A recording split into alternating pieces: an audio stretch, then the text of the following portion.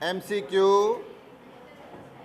A source of unknown frequency gives 4 beats per second when sounded with a source of known frequency 250 Hz. जब दो sources एक साथ sounded किए, उसमें से एक नॉन सोर्स हमें दिया है 250 हर्ट्ज का, दूसरा अननोन सोर्स है, उसकी फ्रीक्वेंसी हमें मालूम नहीं है, तो दोनों बीट्स तैयार कर रहे हैं। कितनी? 4 बीट्स पर सेकंड। हाँ, पहली केस। दूसरी, the second harmonic of the source of unknown frequency gives 5 beats per second when sounded with a source of frequency 513 Hz.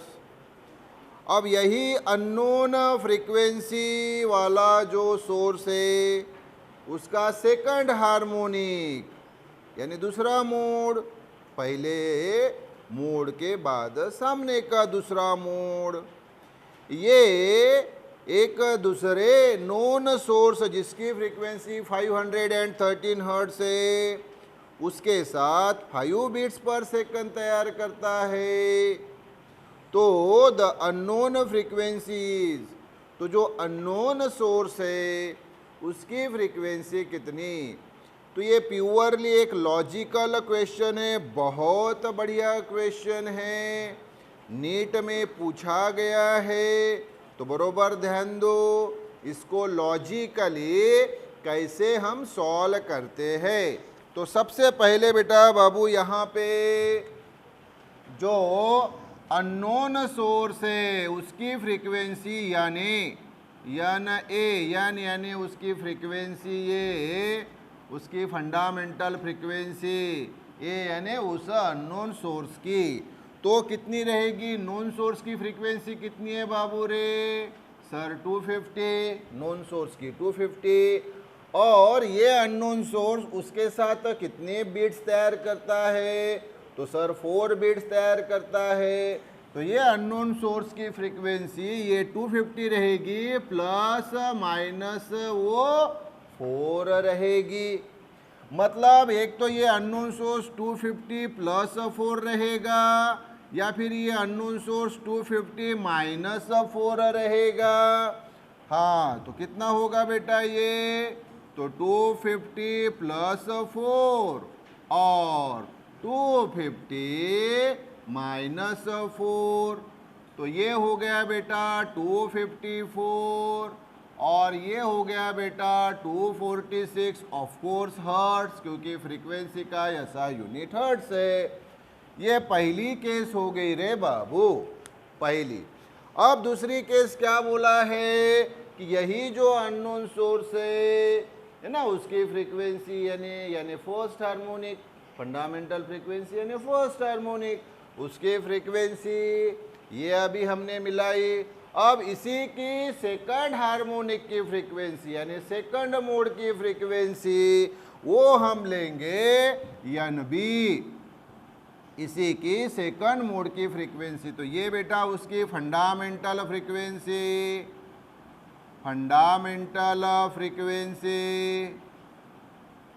और फर्स्ट हार्मोनिक की फ्रीक्वेंसी, फर्स्ट हार्मोनिक की फ्रीक्वेंसी, और ये जो है बेटा उसकी अभी ये सेकंड हार्मोनिक की फ्रीक्वेंसी। हाँ, तो ये फ्रीक्वेंसी जो है एन बी, ये कितनी है? तो इसको एक दूसरे ट्यूनिंग फोर्क के साथ यानी दूसरे सोर्स के साथ साउंडेड किया, जिसकी फ्रीक्वेंसी कितनी दी है? तो सर वो दी है 513। यस, कितनी दी है रे बाबू? 513। और इस नॉन सोर्स के साथ ये अननोन सोर्स कितनी बीट्स तैयार करता है? तो सर 5 बीट्स तैयार करता है, इसलिए प्लस माइनस 5, मतलब ये अननोन सोर्स की फ्रीक्वेंसी एक तो 513 513 प्लस 5 रहेगी, या 513 माइनस 5 रहेगी। तो कितनी देखो बेटा 513 प्लस 5 और 513 माइनस 5, तो ये कितनी होगी बेटा 518 और ये 508, ऑफ कोर्स इतने हर्ट्स। यस, तो ये यन बी रे बाबू और ये रे बाबू यन ए। हाँ, अब कॉमन सेंस की बात है, ये सेकंड हार्मोनिक की फ्रीक्वेंसी देखो, सेकंड हार्मोनिक की फ्रीक्वेंसी ये वाली रहेगी, ये तो ये नहीं तो ये, और फर्स्ट हार्मोनिक की फ्रीक्वेंसी ये है रे बाबू, एक तो ये नहीं तो ये। अब कॉमन सेंस की बात है कि सेकंड हार्मोनिक की फ्रीक्वेंसी ये फर्स्ट हार्मोनिक के फ्रीक्वेंसी के डबल होती है। तो अब लॉजिकली चेक करो कि यहाँ कौन सी मैचिंग हो सकती है ताकि ये डबल रहे और ये उसके आधी, मतलब ही दूसरी भाषा में ये जितनी है उससे ये डबल रहे। अब आप ही लॉजिक लगाओ और बताओ कि ये दो और ये दो कौन सी वो मैचिंग पेयर बन सकती है। तो बोलो कौन सी मैचिंग पेयर वो बन सकती है। तो आप बोलेंगे सर मैचिंग पेयर जो बनेगी सर ये 508 और 254 ये मैचिंग पेयर बनेगी। मतलब कैसे कि एन बी ये एन ए से क्या है रे बाबू, डबल है। सर डबल क्यों? अरे बाबू ये सेकंड हार्मोनिक की फ्रीक्वेंसी है, फर्स्ट हार्मोनिक की फ्रीक्वेंसी, तो वही है, मतलब हमारे पास है क्या, N B equal to twice N A, N B equal to twice N A. Sir N B equal to twice N A आपने क्यों लिखा? अरे बाबू सेकंड हार्मोनिक की फ्रीक्वेंसी एन बी ये फर्स्ट हार्मोनिक की फ्रीक्वेंसी एन ए से double होती है। अब मैंने आपको बोला कि मैचिंग कौन सी, तो सर देखो एन बी ये वाली सर 508, हाँ ये सर 2 वैसे ही, और एन ए सर ये 254। तो देखो मैचिंग हमने की 508 और 254, क्योंकि 508 और ये 254 का डबल करेंगे तो ये भी 508 आता है, दोनों इक्वल है, इसलिए एन बी 508 और एन ए 254 हर्ट्ज। तो हमें इसी की ये फर्स्ट हार्मोनिक की यानी फंडामेंटल फ्रीक्वेंसी पूछी है, तो एन ए क्या रहेगा, therefore N A equal to 254 hertz, this is the answer.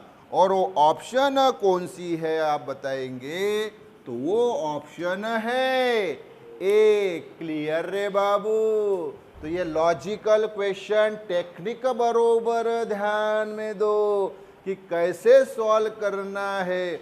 4 mark का प्रॉब्लम है एंट्रांस के लिए और बोर्ड के लिए भी ये 3 मार्क्स का प्रॉब्लम है। तो बरोबर अच्छी तरह से कॉन्सेंट्रेट करो और लॉजिक कैसे यूज करना है वो देखो, ये पूरी टेक्निक। ओके रे बाबू? Yes. 2 identical wires with equal tension T have fundamental frequency 900 Hz। 2 समान वायर्स है, उनके ऊपर इक्वल टेंशन लगाया गया है और उनकी फंडामेंटल फ्रीक्वेंसी दी है 900 हर्ट्ज। अब the tension in one of the wire is increase by delta T. दोनों में से एक वायर का टेंशन ये अभी डेल्टा टी से इंक्रीज किया, in order to increase the beats by 9 beats per second, ताकि अभी उनमें 9 beats per second सुनाई दी जानी चाहिए। देखो बेटा पहली केस में बीट सुनाई नहीं दे रही थी। सर क्यों? क्योंकि दोनों की फ्रीक्वेंसी समान थी। जब दोनों की फ्रीक्वेंसी समान होगी तो बीट फ्रीक्वेंसी मतलब फ्रीक्वेंसी डिफरेंस क्या रहेगा, 0। फार्मूला मालूम है ना आपको बीट फ्रीक्वेंसी का? हाँ sir, N B beat frequency equal to n1 minus n2। अब सर अगर दोनों फ्रीक्वेंसी सेम है, n1 और n2 सेम है, मतलब n1 वैसे ही और n2 भी n1, तो सर n1 माइनस n1 0 हो गया, मतलब बीट फ्रीक्वेंसी तो सर 0 रहेगी। सही बात है। अरे जब बीट फ्रीक्वेंसी 0 रहेगी तो बीट्स प्रति सेकंड कैसे सुनाई देंगे? नहीं सुनाई देंगे। बिल्कुल सही सर। पहले केस में यही कि भाई ये दोनों वायर की फ्रीक्वेंसी सेम है तो बीट्स नहीं सुनाई देगी, पर सेकंड नहीं सुनाई देगी। लेकिन अभी दूसरे केस में क्या किया, तो सर जो दो वायर थी, मतलब एक वायर ये मान लो ए बी और दूसरी वायर ये मान लो सी डी, तो पहले की फ्रीक्वेंसी n1 दूसरे की n2। पहले केस में तो सर वो सेम थे, इसलिए पहले केस में इन दोनों के जो बीट्स सुनाई देते थे वो 0, लेकिन दूसरे केस में सर सुनाई देंगी ना? हाँ, क्योंकि दूसरे केस में क्या किया कि पहले केस में तो दोनों के ऊपर का टेंशन सेम था टी, लेकिन अभी क्या किया कि एक वायर के ऊपर का टेंशन इंक्रीज किया डेल्टा टी से। मतलब अभी एक वायर का टेंशन है टी और दूसरी का टेंशन है टी प्लस डेल्टा टी। तो जैसे ही टेंशन में डिफरेंस आएगा वैसे ही फ्रीक्वेंसी में डिफरेंस आएगा। सर क्यों? क्योंकि वायर के लिए फंडामेंटल फ्रीक्वेंसी हमारे पास है n equal to 1/2L root T by M. तो जैसे ही टी बदलेगी n बदलेगा, क्योंकि प्रॉब्लम में यल और यम के बारे में बात नहीं की, मतलब यम कांस्टेंट है, यल भी कांस्टेंट है, 1 और 2 तो ऑलरेडी कांस्टेंट ही है ना? यस। तो n का रिलेशन t के साथ, तो n is directly proportional to root T, यानी n is directly proportional to t का पावर। रूट का मतलब होता है बेटा पावर हाफ। तो आप देख सकते हैं कि जैसे ही टेंशन बदला जाएगा फ्रीक्वेंसी भी बदलेगी। मतलब दोनों की फ्रीक्वेंसी n1 n2 जो अभी तक सेम थी, फ्रीक्वेंसी डिफरेंस 0, इसलिए बीट्स नहीं सुनाई दे रही थी, अब वो सुनाई देगी, क्योंकि अभी दूसरे केस में फ्रीक्वेंसी डिफरेंस हो गया। जब भी फ्रीक्वेंसी डिफरेंस होता है तब बीट्स तैयार होती है और बीट्स फिर सुनाई देती है, सुनाई देती है। हाँ, तो अब वो बोल रहा है कि 9 बीट्स पर सेकंड सुनाई दी रही है, तो अभी दूसरे केस में एन बी 0 नहीं रहेगी, दूसरे केस में एन बी 9 रहेगी। क्या रहेगी? 9 रहेगी। यस। तो हमें पूछा है फिर the magnitude of delta T upon T is, delta T upon T की वैल्यू जो है वो हमें पूछी है। तो बीट फ्रीक्वेंसी देखो, ये N B beat frequency N B से भी डिनोट करते हैं या डेल्टा एन से भी डिनोट करते हैं। तो ये एन बी से डिनोट करो, एन बी इक्वल टू 0 पहले केस में, या delta N equal to 0 N B यानी ही डेल्टा एन। दूसरी केस में sir N B equal to n1 minus n2, N B beat frequency यानी ही delta N n1 minus n2। तो अभी सर डेल्टा एन हमें दिया है, कितना दिया है सर? 9 दिया है। ये देखो बीट फ्रीक्वेंसी यानी फ्रीक्वेंसी डिफरेंस दो स्ट्रिंग में का, अब सर 9 दिया है। हाँ, डेल्टा एन अभी हमें 9 दिया है। Yes sir. तो फिर अभी हम उसको सॉल्व करते, पूरी कहानी तो मैंने अभी आपके सामने रख दी। तो सर अभी इसको सॉल्व कैसे करें? तो टेक्निक वही, अभी हमें डिफरेंस मतलब बीट फ्रीक्वेंसी का डिफरेंस और टेंशन का डिफरेंस चाहिए। तो इसको हम कैसे बदलेंगे, देखो सिंपल, यन के जगह ऐसा बेटा delta N by N, technique समझ लो, इक्वल टू यहाँ टी के जगह डेल्टा टी अपॉन टी, और सर ये जो पावर में नंबर है हाफ उसका क्या, उसको बेटा सामने लेना होता है मल्टीप्लिकेशन में। ये बरोबर टेक्निक दिमाग में फिटर रखो, ये इसी चैप्टर के लिए आएगी, इसलिए बहुत सारे दूसरे चैप्टर में भी एप्लीकेबल है कि जब भी डिफरेंस होता है, जैसे आप frequency difference delta N, tension difference delta T, तो उस प्रकार से जब हमें लिखना होता है तो पावर बेटा जो भी है, जैसे कि यह हाफ है, वो सामने मल्टीप्लिकेशन में चला आता है। यस सर, तो डेल्टा एन कितना है, तो सर 9 है, यानी सर उसकी फंडामेंटल फ्रीक्वेंसी दोनों की तो पहले तो वो सेम ही थी सर, यन, ये n1 और n2, n1 और n2 पहले केस में तो सेम ही थे, तो यहाँ बेटा n1 equal to n2 equal to n, और ये n कितना दिया हुआ है, तो सर 900, हाँ ये हाफ, और ये तो sir delta T upon T, ये हमें फाइंड ही करना है, तो सर ये 9 कैंसल, तो 1 अपॉन 100 इक्वल टू सर ये half delta T upon T, 2 इधर लेके आओ, 2 into 1 2 upon 100 equal to delta T upon T, 2 upon 100 करोगे, 2 अपॉन 100 करोगे तो आंसर आता है, कितना आता है, 0.02 आता है। क्या आता है रे बाबू, 0.02 आता है कि नहीं, चेक कर लो लगे तो। ये देखो 2 का डिवीजन नहीं जाता, सामने 0 लिया इसलिए पॉइंट, अभी भी 20 का डिवीजन 100 को नहीं जाता तो 0, इसलिए यहाँ 0, और अभी 100 200, तो ये देखो 0.02, और ये पॉइंट दिखे इसलिए 0, तो ये आ गया बेटा 0.02 equal to delta T upon T, left equal to right, so right equal to left, so therefore delta T upon T equal to 0.02, ये आ गया बेटा आंसर। और अब वहाँ ऑप्शन देख के बताओ कि ये कहाँ फिट हो रहा है, तो आप बोलेंगे सर ऑप्शन बी, बहुत बढ़िया लेवल का प्रॉब्लम, क्लियर रे बाबू रे, यस, एकदम सिंपल वे से हमने सॉल्व किया, clear, yes. For air at room temperature the atmospheric pressure is 1.0 into 10 to the power 5 newton metre to the power -2, मतलब ही न्यूटन पर मीटर स्क्वेयर, मतलब एयर का एटमॉस्फेरिक प्रेशर हमें दिया है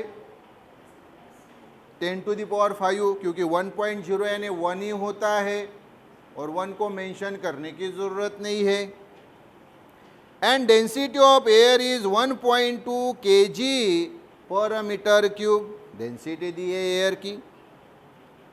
for a tube of length 1.0 metre यानी 1 metre, close at one end, close pipe दिया रे बाबू, the lowest frequency generated is 84 hertz, तो सबसे लोवेस्ट फ्रीक्वेंसी यानी फंडामेंटल फ्रीक्वेंसी उस क्लोज पाइप की, जब उसमें आधी लूप तैयार होती है, आधी लूप मैंने बताया आपको, क्लोज पाइप, तो फंडामेंटल मोड में बेटा, फंडामेंटल मोड में इसमें ये आधी लूप तैयार होती है, ये सिंपल हार्मोनिक प्रोग्रेसिव वेव जो इंसिडेंट हुई, और ये reflected simple harmonic progressive wave, इससे बनी ये स्टेशनरी वेव, ये नोड, और ओपन एंड पे ये एंटी नोड, तो इसकी फ्रीक्वेंसी फंडामेंटल फ्रीक्वेंसी n, हाँ ये तो आपको मालूम ही है। तो लोवेस्ट फ्रीक्वेंसी यानी बेटा फंडामेंटल फ्रीक्वेंसी 84 हर्ट्ज दिया है, तो फिर हमें बोला है द वैल्यू ऑफ गैमा यानी ratio of 2 specific heats for air is, the ratio of 2 specific heats यानी गैमा पूछा है, गैमा यानी होता है बेटा CP/CV, CP यानी molar specific heat of gas, या गैस यानी एयर है, एट कांस्टेंट प्रेशर, और CV यानी molar specific heat of gas at constant volume. तो ये गामा बेटा रेशो होता है दो स्पेसिफिक हीट का, वही उन्होंने बोला है। उसी गामा की वैल्यू हमें फाइंड करनी है। ओके, बढ़िया क्वेश्चन JEE में पूछा है।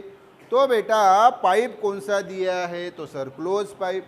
क्लोज पाइप के लिए फंडामेंटल फ्रीक्वेंसी मालूम है आपको, तो for close pipe fundamental frequency is given by n equal to V by 4L। Yes sir, V by 4L। तो बेटा V कितना आएगा, तो V वैसे ही और ये इधर लिया तो ये 4NL 4NL, left equal to right, so right equal to left. अब वैल्यू रखो, 4 वैसे ही फ्रीक्वेंसी दिए रे बाबू, फंडामेंटल फ्रीक्वेंसी दिए 84 और ये पाइप की लेंथ दी है कितनी, 1 मीटर। तो यन 84 और यल 1 मीटर, तो 1 की तो ज़रूरत नहीं लिखने की। 84 इंटू 4 करोगे तो वैल्यू बताओ बेटा, वो आती है 336। वेलोसिटी है इसलिए मीटर पर सेकंड, तो वेलोसिटी हमें मिली। सर हमें वेलोसिटी थोड़ी फाइंड करनी थी, हमें तो फाइंड करना है सर गामा। अब एक फार्मूला बताता हूँ, उसको दिमाग में करो fit. Velocity of sound in air, क्या बोल रहे हो रे बाबू, velocity of sound in air, उसका फार्मूला जो है तो ख्याल में रखो। But velocity of sound in air is given by V equal to root. Formula ख्याल में रखो, फार्मूला है gamma into P upon rho. Gamma यानी ये बताया CP बाय CV, दो स्पेसिफिक हीट का रेशो। P यानी उस गैस का यानी एयर का प्रेशर जो कि दिया है। रो यानी उस गैस यानी एयर की डेंसिटी, वो भी दी है। V हमने फाइंड कर लिया है, गामा मिल जाएगा। लेकिन सर गामा तो फंसा हुआ है रूट के अंदर, नो प्रॉब्लम, तो उसको हम स्क्वेयरिंग करेंगे। तो ये बेटा V स्क्वेयर और रूट हट गया, तो गामा P बाय रो। ये आड़ा P रे बाबू रे, स्लांटेड P, तो ये स्लांटेड P को रो बोलते हैं और वो डेंसिटी के लिए यूज़ किया जाता है। यस, तो हमें सर गामा चाहिए, तो गामा वैसे ही V स्क्वेयर वैसे ही, ये रो इधर लिया और ये प्रेशर P नीचे, लेफ्ट इक्वल टू राइट इसलिए राइट इक्वल टू लेफ्ट। इधर बेटा जगह नहीं है तो इधर मेंशन कर लेता हूँ। ओके, तो सर ये गामा इक्वल टू फिर V square rho upon P। चलो वैल्यू रखो, तो V की वैल्यू है सर 336 का स्क्वेयर। रो डेंसिटी हमें सर दी है 1.2, कितना रे बाबू डेंसिटी, और प्रेशर जो दिया है P, वो प्रेशर आपको दिया है 10 टू दी पावर 5। क्या दिया है रे बाबू, 10 टू दी पावर 5, प्रेशर की वैल्यू 10 टू दी पावर 5। तो बेटा देखो ये 336 स्क्वेयर है इसलिए 2 बार लिखा, ये 1.2 और 10 टू दी पावर 5 यानी 1 के ऊपर 5 जीरो रे बाबू रे, 10 टू दी पावर 5 यानी होता है 1 लाख। 1 के ऊपर 5 जीरो, यूनिट 10, 100, 1000, 10,000, लाख। तो बस बेटा इसका आंसर फाइंड करना है, वेरी सिंपल, ये इसका मल्टीप्लिकेशन। तो इसका आंसर जब हम फाइंड करेंगे तो वो आता है 1.4। क्या आता है रे बाबू 1.4 गामा की वैल्यू। सर आंसर फाइंड कैसे करना है? सिंपल है रे बाबू, देखो सिंपल है। ये 1.2 को वैसा ही रखो, उसको कुछ करना नहीं, छेड़ना नहीं उसको। 336 इंटू 336 इसका मल्टीप्लिकेशन सिर्फ कर लेना, तो इसकी वैल्यू बेटा इस 1 लाख से थोड़ी ज़्यादा आती है। तो ये 336 इंटू 336 यानी 1 लाख से थोड़ा ज़्यादा, और ये 1 लाख, तो ये जो टोटल नंबर आता है रे बाबू, ये वाला जो टोटल नंबर आता है, ये ऊपर का न्यूमरेटर थोड़ा ज़्यादा डिनोमिनेटर से, तो ये वैल्यू 1 से थोड़ी ज़्यादा आती है, 1 से थोड़ी ज़्यादा, और ये 1.2, तो देखो वैल्यू जो है 1.2 से थोड़ी बढ़ गई 1.4। तो आंसर तो हमारे पास ABCD के रूप में है, तो ये 1 लाख से थोड़ा ज़्यादा डिवाइडेड बाय 1 लाख, और ये 1.2, देखे बरोबर समझ में आता है कि भाई वैल्यू 1.2 से थोड़ी ज़्यादा, यानी कौन सी? 1.4। और ऑप्शन अभी देखो और बताओ मुझे, ऑप्शन बेटा डी है या ना? तो फार्मूला ये ख्याल में रखो बेटा, velocity of sound in air V equal to root gamma P by rho. Clear? और क्लोज पाइप के लिए वेलोसिटी तो ये बताई, तो ये क्लोज पाइप के लिए velocity V equal to 4NL कैसे आई? ये फंडामेंटल फ्रीक्वेंसी से। और velocity of sound in air, ये तो हमारे पास है दो वेलोसिटी ऑफ साउंड के बेटा फॉर्मूले, एक क्लोज पाइप के लिए और एक जनरल फॉर्मूला। उस आधार पे हमने सिंपल वे से आंसर फाइंड किया। क्लियर रे बाबू? Yes. A pipe of length 85 centimetre is close from one end, close pipe दिया रे बाबू, उसकी length 85 centimetre. Find the number of possible natural oscillations. Oscillations यानी ही हार्मोनिक्स रे बाबू, लिख लो ब्रैकेट में। तो उसमें कितने हार्मोनिक्स तैयार होंगे उस क्लोज पाइप में?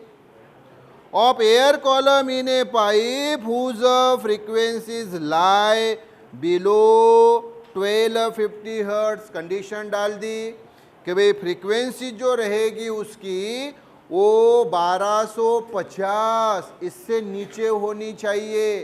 तो इस फ्रीक्वेंसी के नीचे कितने हार्मोनिक्स तैयार होंगे? First, second, third, fourth, fifth, six, कितने, ये हमें बताना है, लेकिन इस फ्रीक्वेंसी के नीचे की लेवल में। और the velocity of sound in air is 340 metre per second. Sound की वेलोसिटी एयर में 340 मीटर पर सेकंड, ये तो फिट ही कर लो दिमाग में कि साउंड की वेलोसिटी स्पीड एयर में ये होती है 340 मीटर पर सेकंड की रेंज में। कभी 345 भी दी जा सकती है, कभी 335 भी दी जा सकती है, और कभी 330 भी दी जाती है मीटर पर सेकंड, लेकिन वो उसकी एवरेज रेंज है 340 मीटर पर सेकंड साउंड की। और लाइट की तो मालूम है 3 × 10⁸ मीटर पर सेकंड, यानी 30 करोड़ मीटर पर सेकंड। तो देखो वी साउंड ये होती है बेटा 340 मीटर पर सेकंड, और वी लाइट, लाइट की वेलोसिटी ये होती है 3 × 10⁸ मीटर पर सेकंड, यानी ही 30 crore metre per second. Clear क्या रे बाबू? यस। हाँ, तो ये बेटा प्रॉब्लम जो है ये वाला है। तो हमें पूछा है कितने उसमें हार्मोनिक्स तैयार होंगे। यस